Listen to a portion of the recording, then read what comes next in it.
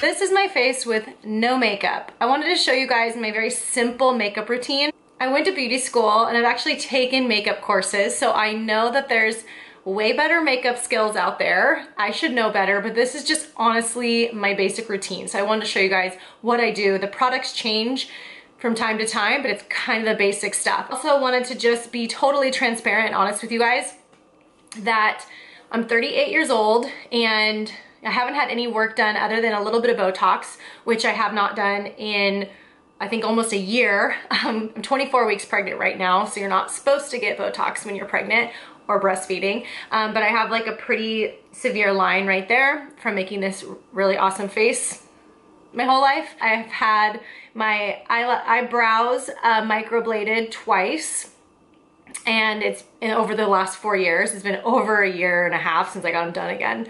And I definitely need to get them done again. They're like starting to oxidize into this kind of like red color. I don't know if you guys can see that. So with no makeup, this is what they look like. Also, I do have eyelash extension. This one is a little bit thicker right now. It's just the way that they're shedding. I think it has to do with me sleeping on my left side for the pregnancy.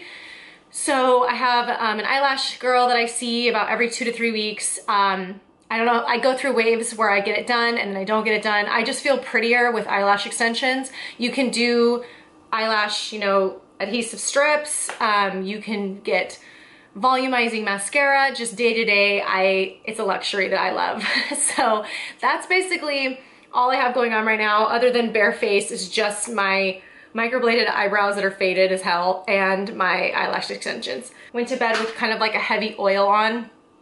And so right now my skin is naturally pretty dry, like right through here and here, and I break out right here. You can see I have all these like little red marks.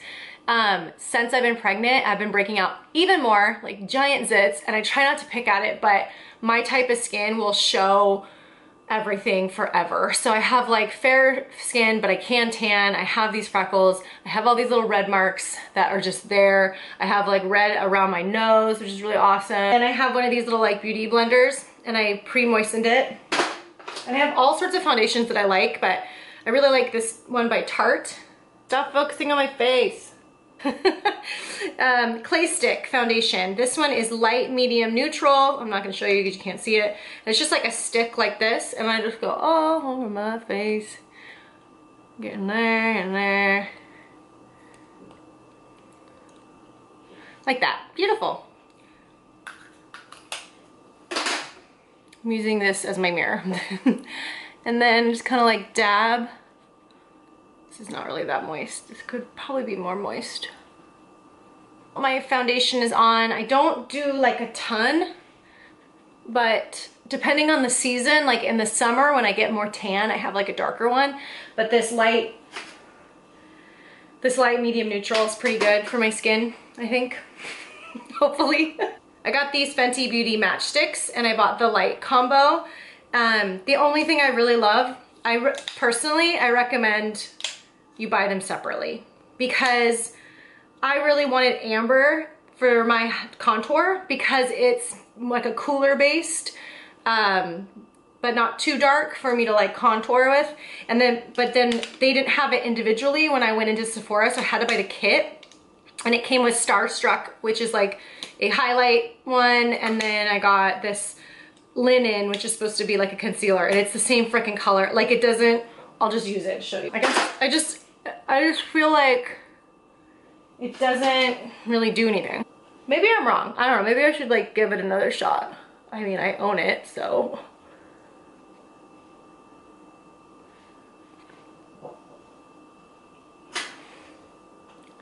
I see no difference. This is funny. So I watched a lot of people do videos on the matchsticks because I wanted to see how they contoured with a cream. I suck at contouring, okay? So just so you know, please be nice when you watch this video because I know I'm not, go watch other videos on how to contour. I know I'm not very good at it. I'm still learning. I am such a like hand person that I've seen people use like a brush, use a sponge, and I am literally just rubbing it with my fingers.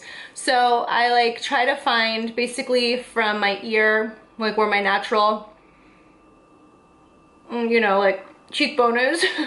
But the problem for me is I feel like this is not that long and I end up like always going too far down. And like, you really don't want to go past here because it looks weird.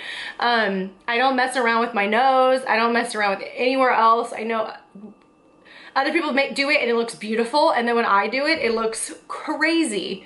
So beautiful. So then I just rub it in.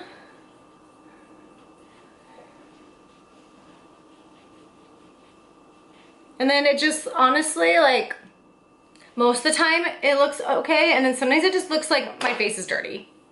So, you know, kudos to all y'all that can do that better than me. But I get lots of requests for makeup videos, so that's why I'm doing this. But okay, so now I'm going to do my little bit of highlight, and I really like this Becca Moonstone. And I just use this little like brush, little angle brush, and I just sweep it along the top like that.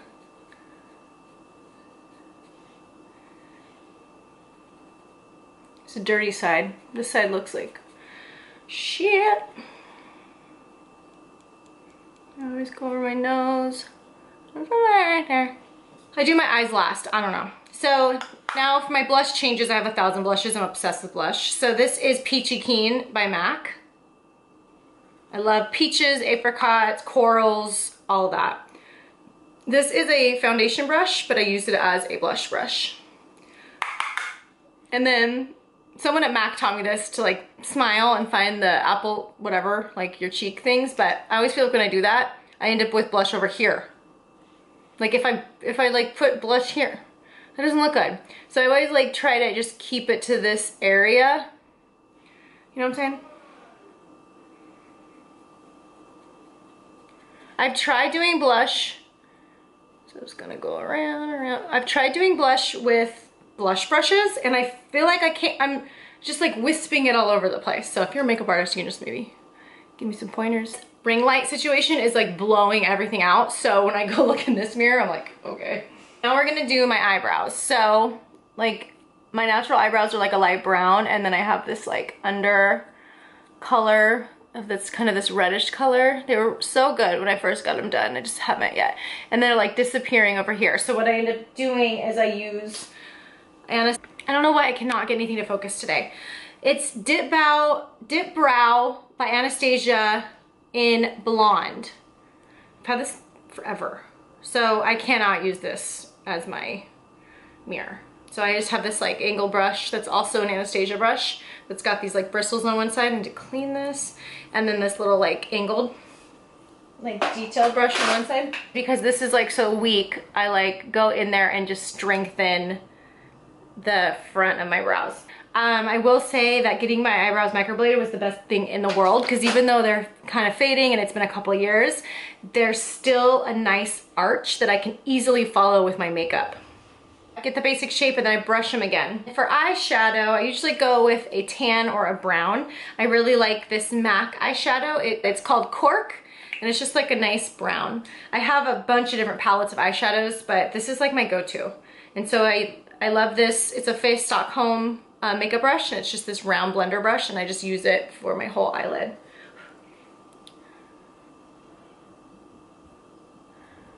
I usually just concentrate with my crease. I know a lot of people like mess around with like primer shadows and eyeshadow primers, and I don't. So many requests to do eyeliner tutorials, so here you go. So my favorite, I was using Almay from the time I was 16 until like 2 years ago. And then there's their like dip.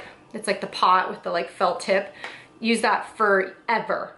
And then I switched to Kat Von D's tattoo liner, which I loved, but I felt like I would use it for 2 weeks and it would just be gone. And then my friend told me about the NYX eyeliner, which you can find so inexpensively at most drugstores. Target has it, and it's matte liquid liner. So this stuff will go on and stay on for a while. I will sleep in it, I will work out in it, and it like, because it's vinyl, it'll peel off, so you definitely need like an oil remover or something that's going to take off waterproof makeup. And it will just warning you, with my eyelashes, sometimes it will clump into my eyelashes. It doesn't just wash out like regular makeup, but I love it and I can sleep in it, which I don't recommend, but there's been days where I wake up and all I have to do is like slightly touch it up and I'm like good to go. So it comes out in this little brush deal, and this is like the pot, and it's just the best. So when I'm doing my eyeliner, for years I would just go over the top of my eye and then go loop, and then I was doing that forever, and then it looked fine. It was just like a little mini cat eye since I was 16 on. And then I started getting older, and what I have is hooded eyelids. So when I'm just like relaxing, they just like, they kind of hang over my eye. That's just like what they do. So when I was doing my eyeliner, you do not want to be like this when you're doing it, because that's not what you look like all the time. So when you relax like this, it's going to be drooped, you know what I'm saying? So when I was doing my eyeliner like that and going up, and then my face would droop, my hooded eyelid would come down, and it would either cover it completely or droop down and make me look like tired and sad. It definitely, my eyelids started to sag a little bit more as I got older. Like I said, I'm 38. So until I can like, until they invent something that makes my eyes do this all the time, I just have to kind of work with it. So what I do is, it's gonna be really hard to do this. I usually start up here and then I like get to the end, and then I relax my eye and I imagine it going out. Another thing that I've done is, as I've gotten older, is I make it longer and more dramatic. I learned that from a coworker. Like at first when I did it, I felt ridiculous, but looking at her, it looked so good. I was like, I'm gonna go for it. So my little cat eye is definitely more dramatic than it used to be, but then again, I've got the hooded eyelids and it looks better. Trust. Let's see if I can do this. It's also really hard with the eyelashes. Okay, now I can't do it like this. Just the eye. I haven't done the loop yet. The loop, the cat eye part. So I'm just gonna do the other eye first and then I'll show you. And this can be as thick or as thin as you want. I recommend that when your eyes are open, it's not taking up your whole eyelid. So the closest to the lash line, the better, but make it thick enough so it looks, you know, like retro cat eye. I've got the top part on. Again, with my eyelashes, it's like kind of hard to see. It's a little lost in these crazy eyelashes. Without eyelashes, it's definitely needed. Okay, so now I'm gonna do the loop. The loop, I keep saying that. The cat eye part, the wing. I'm gonna do the wing. So I'm just like relaxing my eye. This is gonna be so funny. I don't know if it's gonna work.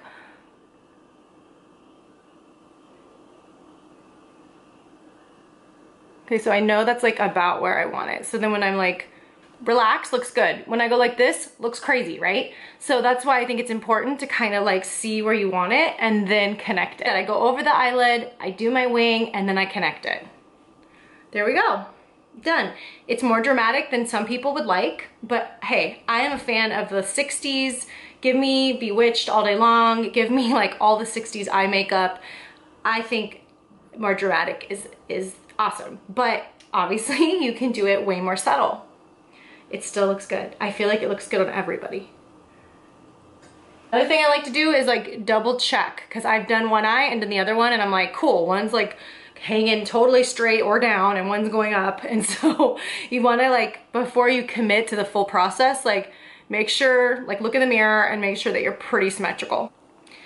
This blemish concealer by Face Talk Home is the bomb. It's purposely more blue tint so it can cover any redness, like broken couplers under the skin, any old zits. So even though I've already done my whole face, I don't usually set with the powder, but I will go in and do any like redness that I need to take care of. For the last touch of my makeup look, I have this Susan Posnick. It's a double-sided lipstick. One side's kind of this red color, one side is this beautiful nude, but it's kind of like a pinkish nude. I love it.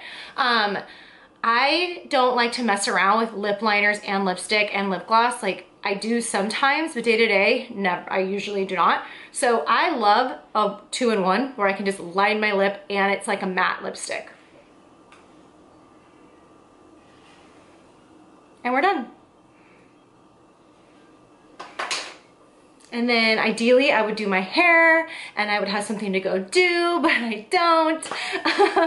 Just filming today for you guys and getting caught up on business stuff around the house. So, but now I look good in case I go to the grocery store again